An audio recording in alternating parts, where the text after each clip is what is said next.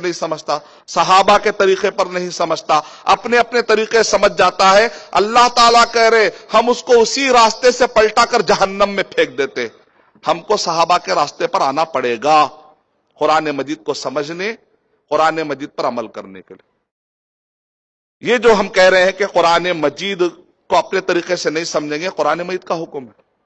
قرآن کیونکہ اللہ تعالیٰ نے قرآن بھی اتارا ہے اور بیان بھی اتارا، دو وحی نازل ہوئی۔ ایک وحی کو لیں گے، دوسری وحی کو چھوڑیں گے تو بھٹک جائیں گے۔ اللہ تعالیٰ نے کتنے وحی نازل کیے؟ دو وحی نازل کی، وحی قرآن اور وحی بیان۔ قرآن اللہ کا کلام ہے اور بیان محمد صلی اللہ علیہ وسلم کا ایکسپلینیشن ہے۔ دلیل سورہ نحل سورہ نمبر 16 آیت نمبر 44 میں اللہ تعالیٰ نے ارشاد فرمایا وَأَنزَلْنَا إِلَيْكَ الذِّكْرَ، اے اللہ کے نبی صلی اللہ علیہ وسلم ہم نے آپ کی طرف اس قرآن مجید کو اتارا ہے لِتُبَيِّنَ لِلنَّاسِ، تاکہ آپ ایکسپلین کر دے، سمجھا دے لوگوں کو اس قرآن مجید کے آیتوں کے بارے میں، اس قرآن مجید کے بارے میں لوگوں کو آپ سمجھا دے۔ قرآن مجید نے یہ نہیں کہا لِتُعْتِيَ النَّاسِ، اے اللہ کے نبی صلی اللہ علیہ وسلم آپ ایک پوسٹ مین ہیں، آپ کا کام ہے جیسے پوسٹ مین آتا ہے خط ڈراپ کر کے چلا جاتا ہے، آپ ایک پوسٹ مین نہیں ہے۔ لِتُعْتِيَ النَّاسِ نہیں کہا گیا، لِتُبَيِّنَ لِلنَّاسِ، دے دو نہیں کہا رہا، قرآن میں سمجھا دو۔ سورہ جمعہ سورہ نمبر 62 آیت نمبر 2 میں اللہ تعالیٰ ارشاد فرما رہے هُوَ الَّذِي بعث فی الامیین رسولا منہم یتلو علیہم آیاتہ ویزکیہم ویعلمہم الکتاب والحکمہ وان کانوا من قبل لفی ضلال مبین۔ اس آیت کے اندر کہہ رہے اللہ تعالیٰ ویعلمہم الکتاب، یعنی محمد صلی اللہ علیہ وسلم کا مرتبہ کیا ہے؟ محمد صلی اللہ علیہ وسلم معلم ہے، معلم، ٹیچر کلاس میں آ کر بورڈ پر فارمولا لکھ کر چلا جائے، بچے حیران ہو جائیں گے، خالی فارمولا لکھ کر چلے گئے تو کیا کلاس ختم ہو جائے گی؟ نہیں، جب تک وہ فارمولا ٹیچر سمجھائے گا، اپنی زبان میں سمجھائے گا، مثالیں دے کر سمجھایا جائے گا، جب تک بچوں کو سمجھ میں نہیں آئے گا اس وقت تک اس کو ٹیچر نہیں کہا جائے۔ ٹیچر کا کام کیا ہوتا ہے؟ بچوں کو سمجھائے۔ کلاس میں ٹیچر آ کے بک دے کے چلا جائے گا، اس کو ٹیچر نہیں کہتے۔ سلیبس آتا ہے دیتا چلا جاتا ہے۔ قرآن مجید میں اللہ تعالیٰ نے نبی صلی اللہ علیہ وسلم کو کہا معلم، یعنی ٹیچر، یعنی مطلب یہ ہے کہ اللہ نے قرآن اتارا ہے تو اللہ تعالیٰ نے بیان بھی اتارا ہے، اور یہ بیان اللہ کے نبی صلی اللہ علیہ وسلم پر اللہ تعالیٰ نے وحی کی شکل میں اتارا ہے۔ مسلمان بڑے عجیب ہے، کہتے ہیں ہمیں قرآن کافی ہے۔ آپ نے ایک وحی پر ایمان لایا، دوسرے وحی پر ایمان کب لاؤ گے؟ اگر کوئی آدمی یہ کہتا ہے کہ قرآن میرے لیے کافی ہے تو گویا کہ اس نے ایک وحی کا انکار کیا جو کہ قرآن مجید میں اللہ سبحانہ و تعالیٰ کہہ رہے ہیں سورہ قیامہ سورہ نمبر 75 کہ آیت نمبر 15 16 17 18 اور 19 لا تحرک به لسانک لتعجل به ان علینا جمعه وقرآنا فاذا قرأناه فاتبع قرآنا ثم ان علینا بیانہ۔ اللہ تعالیٰ کہہ رہے قرآن مجید کے اتارنے کی بھی ذمہ داری ہماری، بیان کی حفاظت کرنے کی بھی ذمہ داری ہماری۔ تو اللہ تعالیٰ نے قرآن کی بھی حفاظت کی اور بیان یعنی ایکسپلینیشن احادیث۔ اب دیکھیں یہاں پر اللہ کے نبی صلی اللہ علیہ وسلم ایکسپلین کرتے قول کے ذریعے سے، کبھی جو الفاظ کے ذریعے سے ایکسپلین کرتے، کبھی اللہ کے نبی صلی اللہ علیہ وسلم الفاظ کے ذریعے سے ایکسپلین نہیں کرتے بلکہ اپنے ایکشن کے ذریعے سے قرآن مجید کا ایکسپلینیشن کرتے۔ اس کو کہتے ہیں بیان، پہلے وہ کہتے ہیں بیان قولی۔ بیان قولی مانے ورڈ سے آپ نے ایکسپلین کیا قرآن کا، یعنی یہاں پر ظلم سے مراد آپس کا ظلم مراد نہیں بلکہ یہ شرک مراد ہے۔ دوسرا کو تھا بیان عملی۔ بیان عملی مثال کے طور پر قرآن مجید میں آیا اقیم الصلاۃ، ٹھیک ہے، اقیم الصلاۃ قرآن مجید میں حکم آیا۔ اب صلاح کے معنی کیا ہے؟ صلاح کا ایک معنی ہے آگ بھڑکانا، مطلب آگ بھڑکا کے اس میں چلے جائیں گے آپ۔ صلاح کا ایک معنی ہے پیچھے جو پیٹھ سے لے کر ران تک جو رگے جا رہی ہے اس کو کہتے ہیں سلوائن۔ اس کا مطلب کیا؟ ناچنا ہے، مطلب اس کو حرکت دینا۔ کیا معنی ہے؟ صلاح کے 8 معنی، عربی زبان میں صلاح کے 8 معنی۔ اب یہاں پر صلاح سے مراد کیا ہے؟ اب جب آپ صحیح بخاری کھولتے صحیح مسلم کھولتے کتاب الصلاح 200 حدیثیں 300 حدیثیں. قرآن مجید میں اللہ سبحانہ و تعالیٰ ارشاد فرمائے اتم الصیام الی اللیل، روزہ رکھو. ابھی روزہ کیسے رکھیں گے؟ آپ صحیح بخاری کھولتے، صحیح مسلم کھولتے، صوم کا چیپٹر 203 آپ کو روزے سے متعلق. اللہ تعالیٰ قرآن مجید میں ارشاد فرما رہے وَأَتِمُّ الْحَجَّ وَالْعُمْرَةَ لِلَّهِ کہ تم حج اور عمرہ پورا کرو. اب میں حج اور عمرہ پورا کیسے کروں؟ تو قرآن مجید میں ہے کتاب صحیح بخاری صحیح مسلم پڑھتے ہیں آپ، اس میں کتاب الحج سے ریلیٹڈ 200-300 احادیث آئیں گے. اگر آپ صحیح بخاری پڑھ رہے کتاب الطہارہ، قرآن مجید میں اللہ تعالیٰ کرے فَطَّهَّرُوا طہارت حاصل کیا کرو.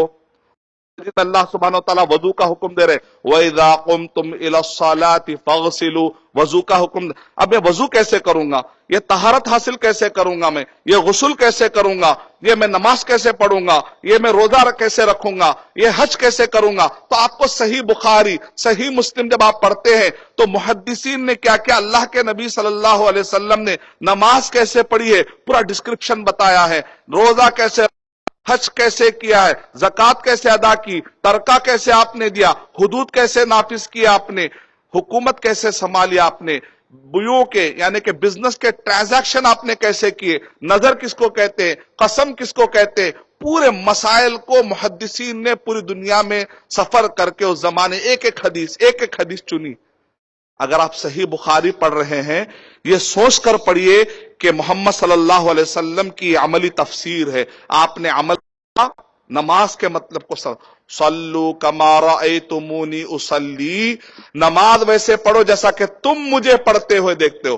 یہاں پر اقیم الصلاۃ اور یہاں پر آگے 200 احادیث صلو کما رأیتمونی اصلی، نماز ویسے پڑھو جیسا کہ تم مجھے پڑھتے ہوئے دیکھتے ہو.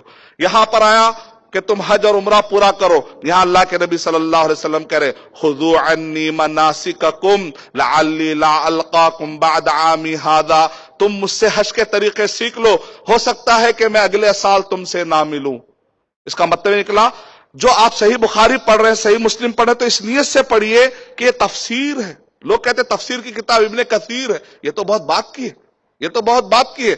اس سے پہلے صحیح بخاری تفسیر ہے، صحیح مسلم تفسیر ہے. ارے وہ تو کیسے تفسیر ہے بھائی؟ جب نماز پڑھیں گے آپ کو تو اقیم الصلاۃ سمجھ میں آئے گا، جب آپ صوم پڑھیں گے زکوٰۃ پڑھیں گے تو آپ کو قرآن مجید کے الفاظ سمجھ میں آئیں گے. جب آپ احادیث پڑھیں گے تو گویا کہ احادیث کو آپ کوئی الگ چیز ہے سمجھ کے مت پڑھیے، قرآن مجید کی تفسیر پڑھ رہا ہوں. اس کو کہتے ہیں تفسیر عملی، تفسیر قولی، تفسیر عملی. تیسرا ہوتا ہے تفسیر خلقی.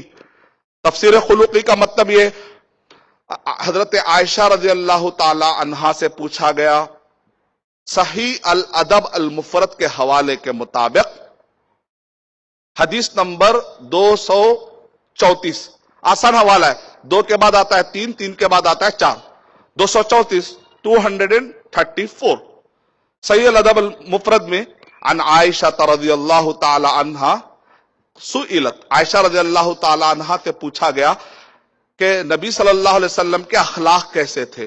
حضرت عائشہ رضی اللہ تعالی عنہ نے ارشاد فرمایا کان خلقہ القرآن، قرآن مجید میں اللہ کے نبی صلی اللہ علیہ وسلم کے جو اخلاق تھے نا وہی ہے جو قرآن مجید میں ہے. یعنی مطلب یہ ہے کہ یہ قرآن مجید ہے، یہ چلتا پھرتا قرآن ہے. یہ راز کسی کو نہیں معلوم کہ مومن، یہ راز کسی کو نہیں معلوم کہ مومن، قاری نظر آتا ہے حقیقت میں ہے قرآن. یعنی اللہ کے نبی صلی اللہ علیہ وسلم چلتا پھرتا قرآن تھے.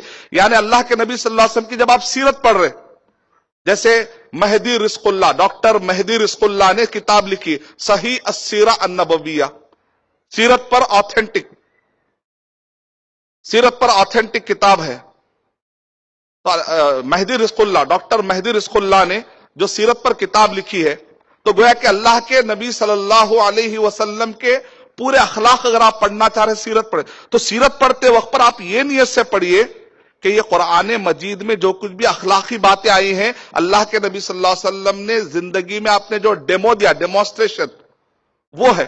تو اخلاق پڑھنا ہے سیرت، عملی تفسیر احادیث کی اور تفسیر کی کتاب ہے. اس طریقے سے آپ یہ پہلا مین نقطہ ہے. باقی کے نقطے تو الحمدللہ آپ آسانی سے پورے کرتے ہیں, لیکن اکثر غلطی یہاں پر ہو جاتی ہے. اکثر لوگ اس کا خیال نہیں کرتے, وہ سمجھتے ہیں کہ اللہ کے نبی صلی اللہ علیہ وسلم نے قرآن مجید دیا. نہیں, ابن تیمیہ رحمۃ اللہ علیہ نے ارشاد فرمایا قرآن مجید کے الفاظ کے ساتھ ساتھ قرآن مجید کے معنی سکھانے کی بھی ذمہ داری اللہ تعالیٰ نے محمد صلی اللہ علیہ وسلم کو دی ہے. یہ پہلا نقطہ. اس کے بعد دوسرا مرحلہ ہے تفسیر کے دلالت الکلیمہ. جو ورڈ ہوتا ہے ڈکشنری میں آپ چیک کرتے ہیں, اس وقت تک آپ قبول مت کیجئے جب تک کہ سلف اس بارے میں کیا کہتے. میں نے ڈکشنری سے معنی سمجھا ہے, کیا سلف نے اس کو یہی معنی لیا ہے یا نہیں لیا. جتنے بھی آپ کے پاس فتنے آتے ہیں تو آپ کو چیک کر لینا پڑے گا. بہت سارے مشنریز آتے آ کر کہتے ہیں یہاں پر وَكَلِمَتُهُ أَلْقَاهَا إِلَى مَرْيَمَ وَرُوحٌ مِّنْ. دیکھیں کلمہ قرآن مجید میں آیا, کلمہ کا معنی ورڈ, گویا کہ عیسیٰ علیہ السلام اللہ کے ورڈ ہے. تو ہم کہیں گے یہاں پر کلمہ سے مراد کیا ہے. کلمہ مصدر کبھی جو ہے مفعول کے معنی میں آتا ہے, جیسے خلق کہہ کر مخلوق مراد ہوتا ہے. تو یہاں پر کلمہ نہیں, کلمے کا اثر مراد ہے. یعنی اللہ تعالیٰ نے جو کن کلمہ کہا, اس کن کلمہ کا اثر یہ ہے کہ عیسیٰ علیہ السلام بغیر باپ کے پیدا ہو گئے. یہ کن کا اثر ہے. عیسیٰ علیہ السلام کن نہیں, عیسیٰ علیہ السلام ورڈ نہیں. پھر اس کے بعد تیسرا مرحلہ ہے کہ جو درمیان میں آپ دیکھتے الہ آتا ہے, من آتا ہے, اس کو کہتے ہیں حروف. جیسے 17 حروف مشہور ہیں, حروف جر, باؤ تاؤ کافو لامو واؤ منذو مسخلا ربا ہاشا من عدافی ان اللہ حتی الہ. یہ 17 ایسے حروف ہیں قرآن مجید کے ہر صفحے میں آپ کو 5 سے 10 مرتبہ ریپیٹ ہوتے. یہ ورڈ آپ کو بار بار آتے. اس کا معنی اگر آپ سمجھ جائیں گے تو بہت سارے لوگ جو آپ کو بھٹکانے کی کوشش کرتے ہیں, آپ بھٹک نہیں پاتے.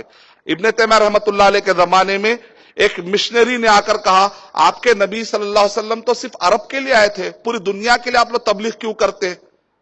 اور انہوں نے سوال بھیجے, کہا هو الذی بعث فی الامیین. اللہ تعالیٰ نے محمد صلی اللہ علیہ وسلم کو امیوں میں نبی بنا کر بھیجا. امی مانے عرب کے جو امی تھے.